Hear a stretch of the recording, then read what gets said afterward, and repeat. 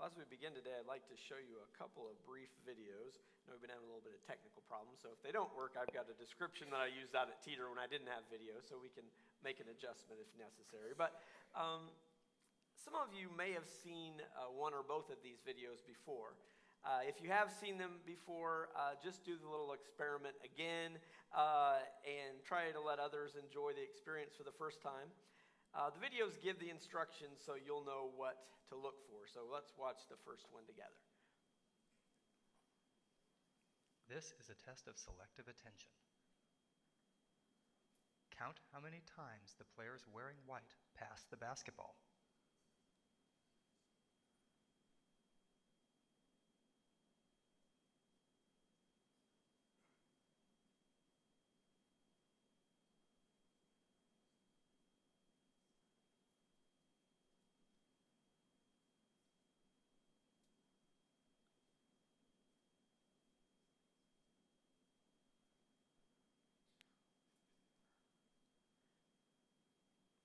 How many passes did you count?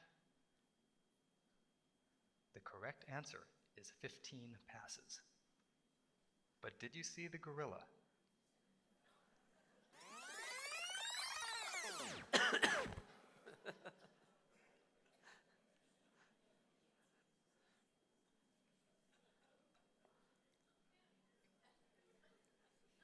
This video is from research by Daniel Simons and Christopher Chabris and is copyrighted. The monkey business illusion. Count how many times the players wearing white pass the ball.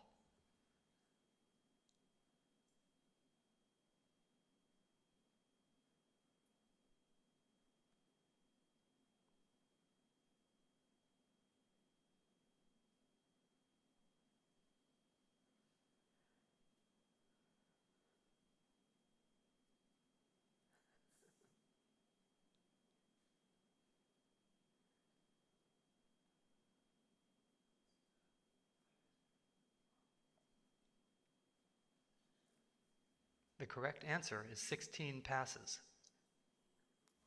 Did you spot the gorilla?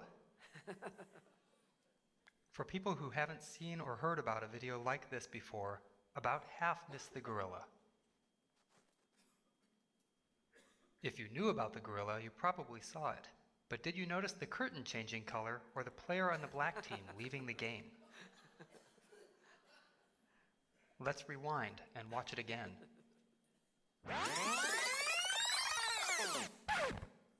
Here comes the gorilla, and there goes a player, and the curtain is changing from red to gold.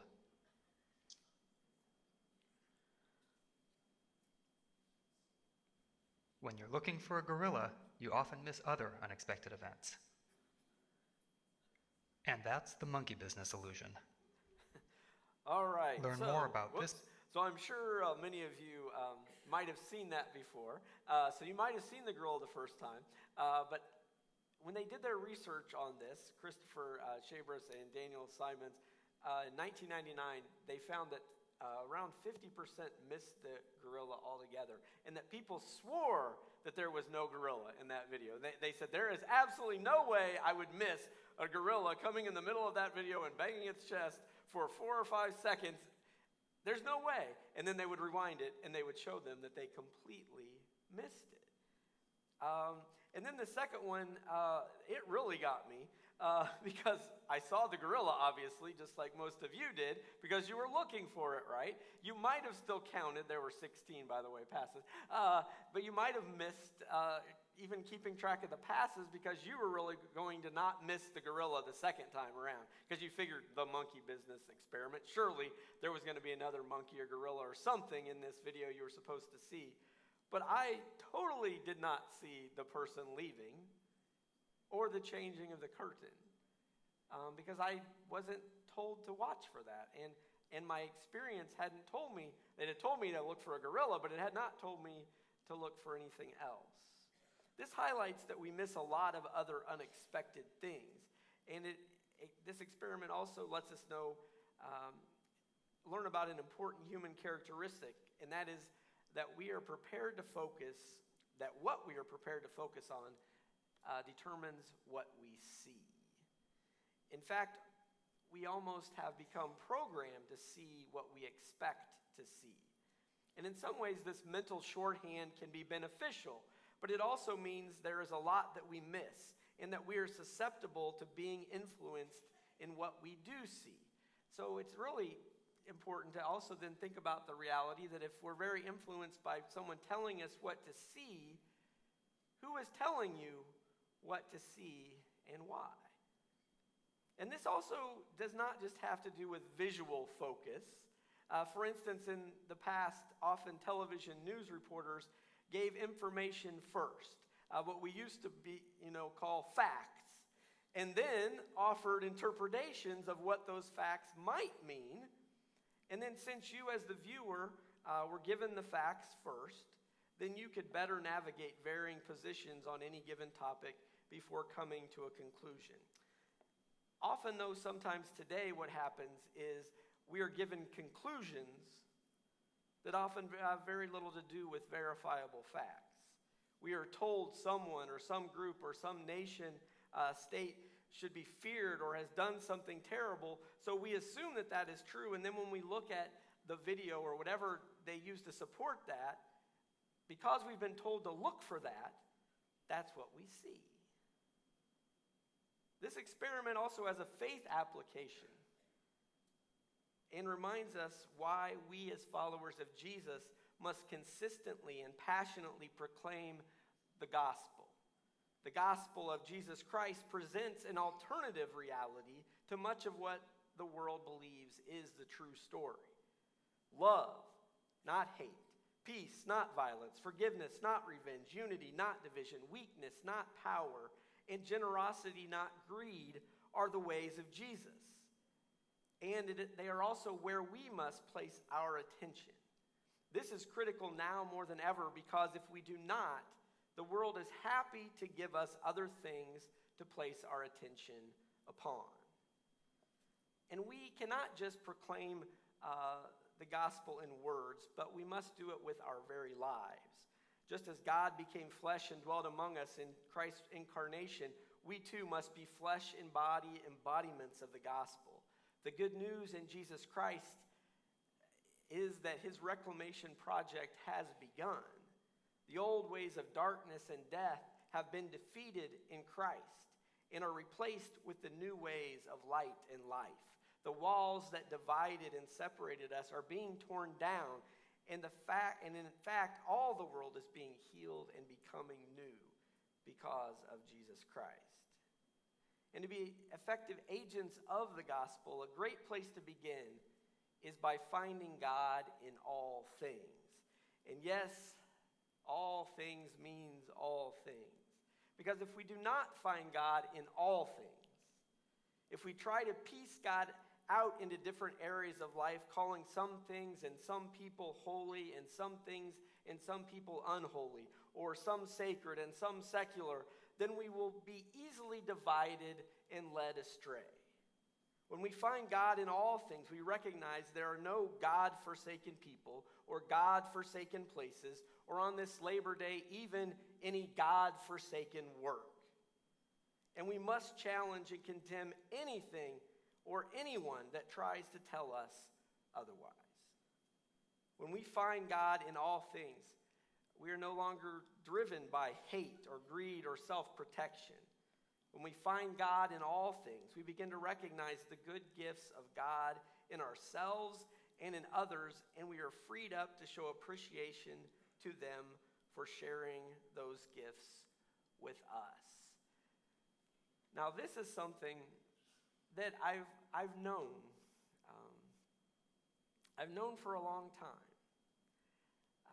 that God is in all things. But I don't think I was as attuned to recognizing the gifts of people around me and the ways that they could bring joy to my life and the ways that I could bring joy to them by recognizing their gifts and showing them appreciation for those gifts. It's amazing, and I think God has made it this way for a reason. We don't all have the same gifts. Our community, our world would be a boring place if we were all exactly the same and all possessed exactly the same gifts. You know, if we could all sing, there'd be no one to listen.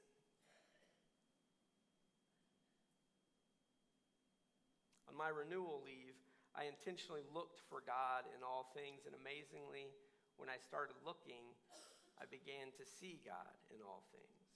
From simple little things like sunshine and laughter and interesting little encounters with signs that in our country mean one thing and in another country mean a totally different thing, or the way we use words in different ways that are just humorous to us when we see them, to larger concepts like grace and love.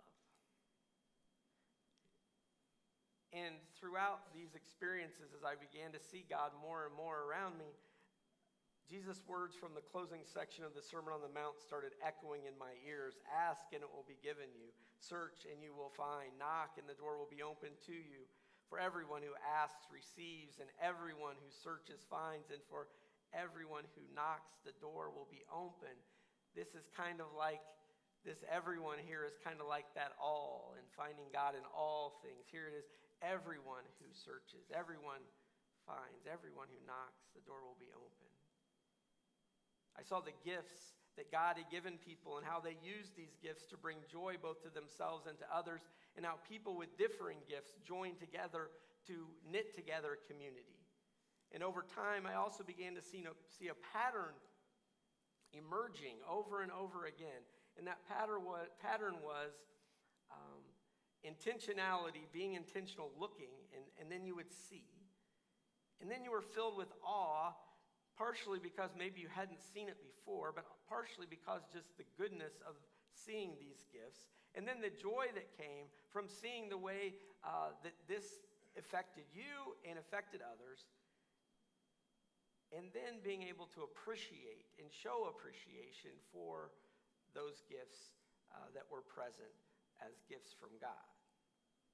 For instance, I'm going to share some little things. This isn't going to be a travel log. Those of you who want one of those, I'll be happy to sit down with you and show you thousands of pictures. But I didn't really want to do that today. And I picked some seemingly ordinary things maybe that we encountered on our trip because I didn't want you to think that finding God in all things required you to go travel around the world and take 3 months off of your job. I wanted you to recognize that finding God in all things can be done anywhere, any place. But for instance, while we were in Ireland, we spent some time with an old friend of Michelle's and her family in a local park in Dublin. My daughter and her son the night before had talked about that they both really enjoyed playing soccer or football, and so Killian, their son, brought his soccer ball with him to the park that day. And so initially it started out the dads going out there with our son and daughter and kicking the ball around, and his little sister, who was 4, who was out there just kind of more getting in the way than anything, but, trying to play a little bit too. And then all of a sudden, kids started just coming from everywhere. And pretty soon there were a dozen kids who didn't know each other at all. Some of who were not even speaking the same language.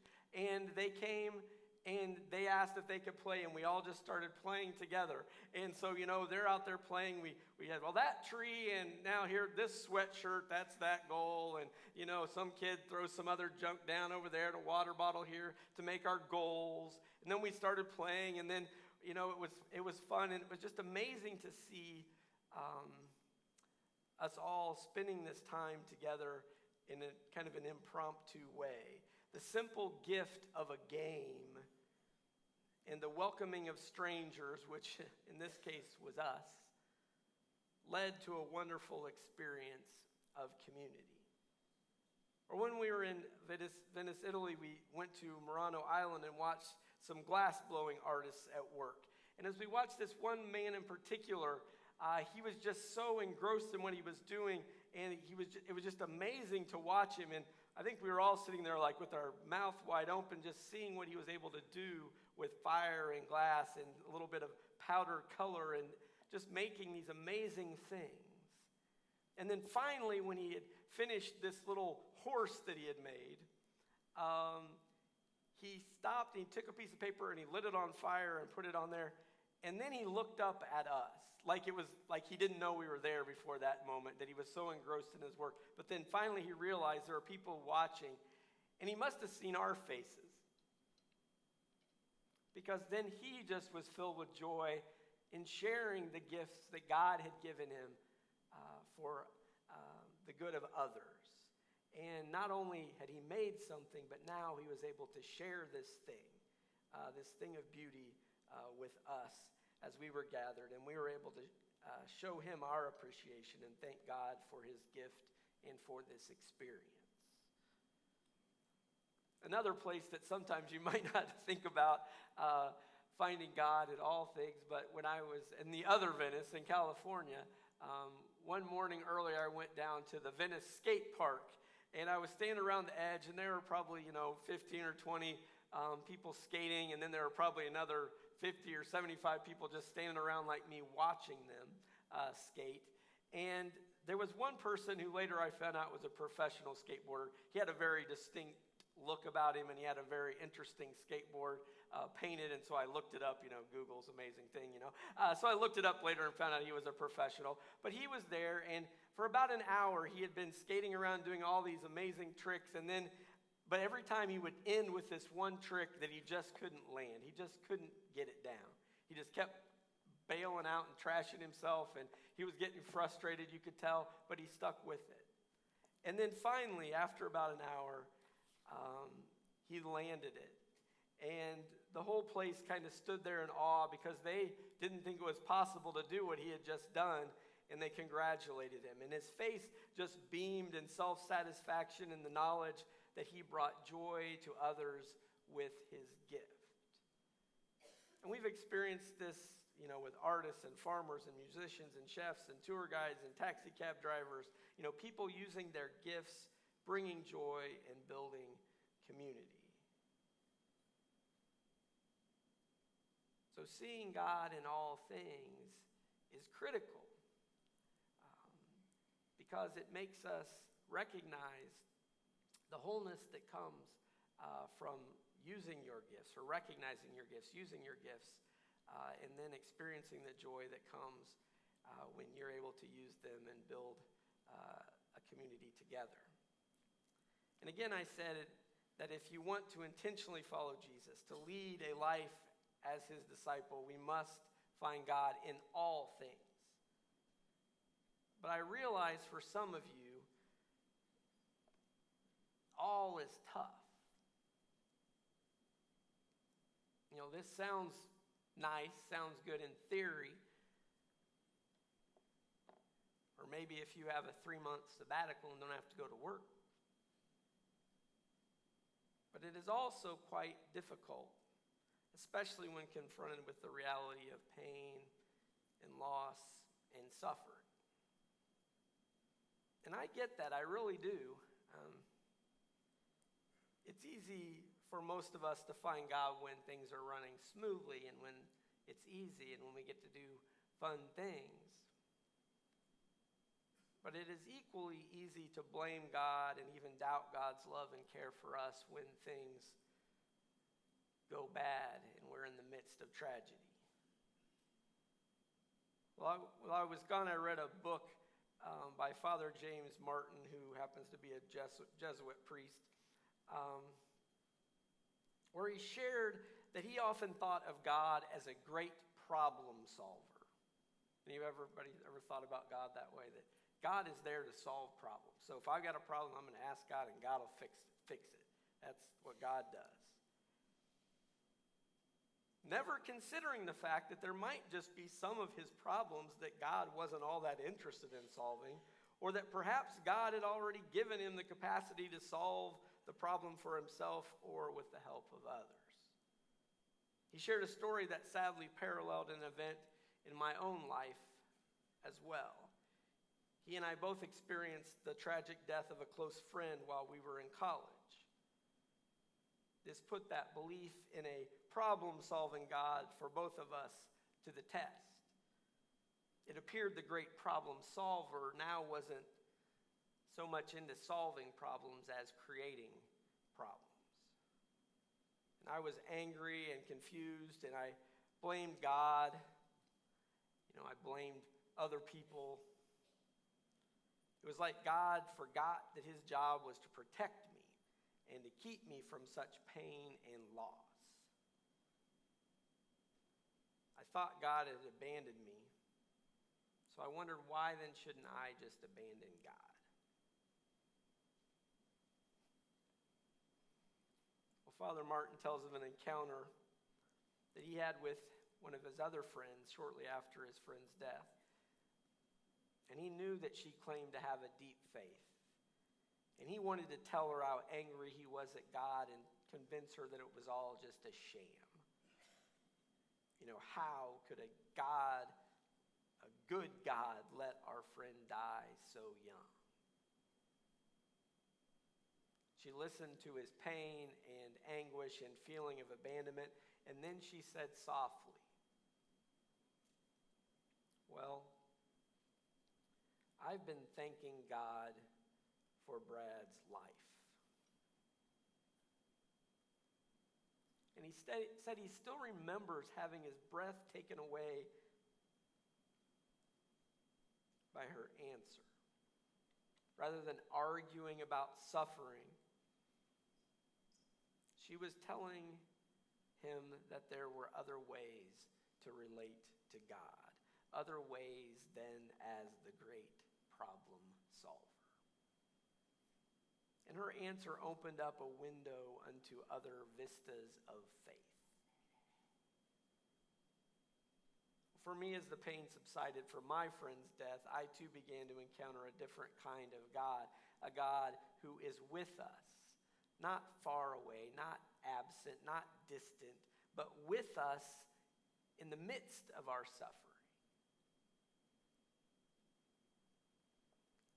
And I still find myself often shedding a limited vision of God that I want, one that I can keep nice and neatly in a box, for the greatness of the God that truly is.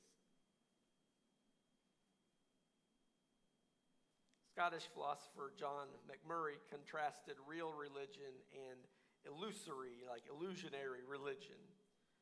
The maxim of illusory religion is as follows: fear not. Trust in God, and he will see that none of the things you fear will happen to you. And then real religion, said McMurray, has a different maxim. Fear not. The things that you are afraid of are quite likely to happen to you, but they are nothing to be afraid of. When we find God in all things, we come to a new place of joy in the adventure of life and faith, and we face it all without fear, knowing that God is always with us. Remember these words we heard earlier from Scripture.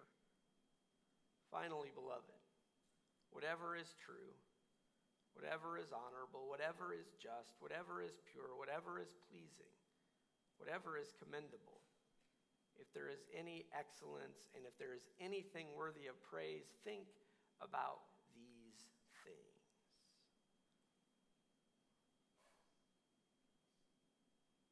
Give these things your attention. Give God your intention.